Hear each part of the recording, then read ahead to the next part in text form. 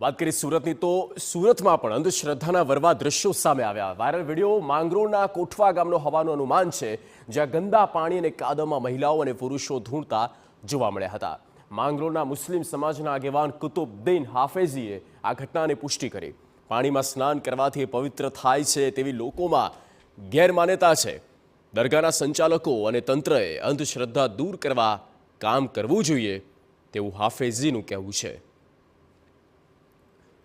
અમે આ video social મીડિયાના મારફતે જોયો છે અને જોતાની સાથે જ અમને ફાઇનલ થઈ ગયું કે આ કિંગ કોઠવા દરગાહની નજીકમાં આવેલ એક ગટર નાળાનો વિડીયો છે।